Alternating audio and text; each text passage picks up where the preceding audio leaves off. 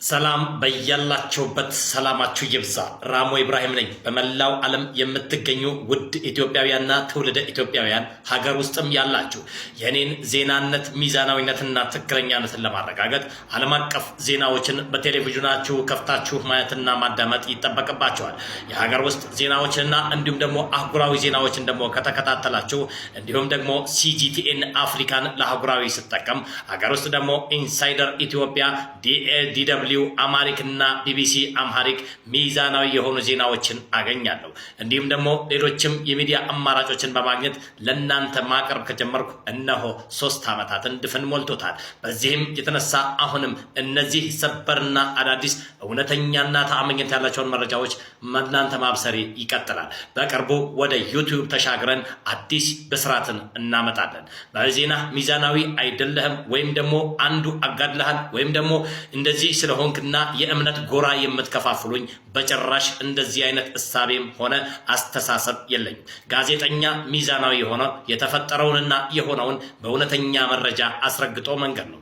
ነገር ግን በጦርነትም መሃል አንደኛው ጦርነቱ የሚያመዝንበትና የጦርነቱን ወይም ደግሞ እውነታ የሚያጋልጡ መረጃዎች ተአማኝነት ይወስነዋል። ታዲያ በዚህ የተነሳ አንዱን እውነታ ማውጣት ማለት ለአንዱ ማዳላትና ወይም ደግሞ ማዛባት አይደለም።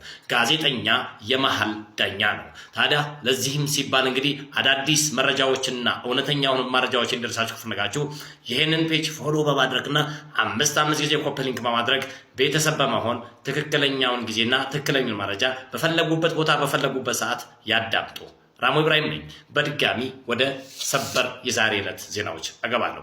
በዛሬው ዕለት እንግዲህ ሁቲ አዲስ ብስራትን ለዓለም አሰምቷል። ሁቲ እንግዲህ ከአሜሪካ ወይም ደግሞ ከመካከለኛው ምስራቅ የተነሳችውን የአሜሪካ ነዳጅ ጫኝ መርከብን ማለት ነው ወደ ህንድ ውቅያኖስ እያቀናች ሳለ በድሮን የተሳካ ጥቃት አንድዷታል። ከአመድ አቀላቅሎ ወደ ባህር ውስጥ እንድሰምጥም አድርጓታል። በዛ ውስጥ የነበሩ የአሜሪካ የመርከበኞችም እንግዲህ ታጣቂዎችና እንዲሁም ደግሞ መርከብ ጠባቂዎችና ቴክኒሽያኖች አብራሪዎችና ካፕቴኖች ሳይቀርም ከባድ ጉዳት እንዳስተናገዱና ለራሳቸው ህይወታቸው ለማዳን ወደ ባህር መስመጣቸው ተሰምተዋል። ይህን ተከትሎ ከባድ የተባለው ውጥረት አሁንም እንደቀጠለ ይገኛል።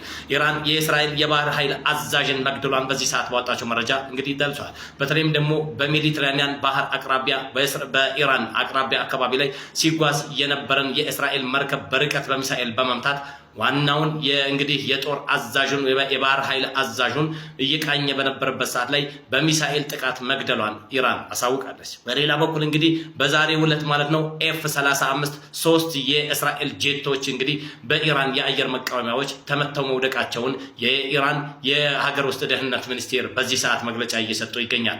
ለትክክለኛ መረጃው መህር ኒውስን ማየት ትችላላችሁ። እስራኤልን በዛሬው ዕለት እንግዲህ የተለያዩ የሄሊኮፕተርና የድሮን ማከማቻ የሚሳኤል ማከማቻ ያለቻቸው የእስራኤል ወታደራዊ ሰፈሮችን በአየር ጥቃት ስታጠቃ ከነዚህ ውስጥ ደግሞ ወደ 9 ወይም ደግሞ 12 ሊልቅ የሚችል እንግዲህ ቁጥር ያላቸው ዜጎች መሞታቸው ተሰምቷል። እስካሁን በነበረው በ8 ቀኑ ጦርነት ከኢራን 980 ሰው ሲሞት 1250 ሰው መቁሰሉን የኢራን ጤና ሚኒስቴር አሳውቋል። በአንጻሩ ደግሞ በእስራኤል እስካሁን የሞተው ቁጥር ግን እስከ 1500 ሊደርስ እንደሚችል ቢገለጽም አሁንም ግን እስራኤል ከ600 ያነሰ ነው እያለች ትከራከራለች።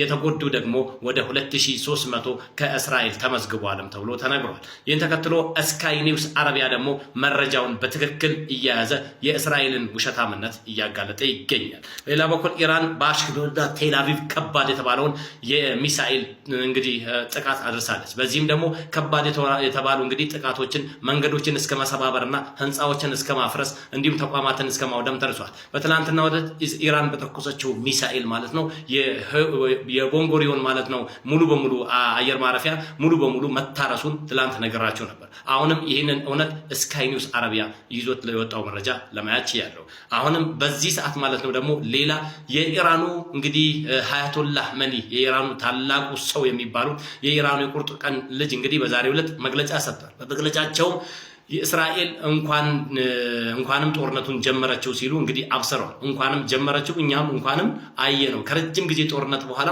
እስራኤል ላይ ሚሳኤሎቻችን ለመሞከር አብቅቶናል።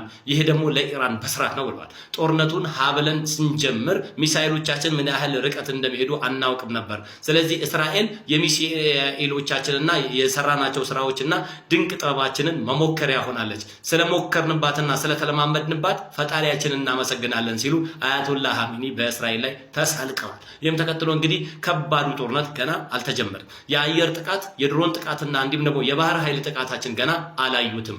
አሁን የጀመርነው ጭላንጭሉና እንዲሁም ደግሞ ትንሹን ጥቃት ነው የፈጸምነው። ከባዱ ጥቃት ገና አላዩትም። የአየር ኃይላችን የሚወስደው ዘግናኝ የሆነ እንግዲህ ጥቃት ደግሞ ገና ይጠብቁ ሲሉ አያቶላህ ኻሜኒ ተናግሯል።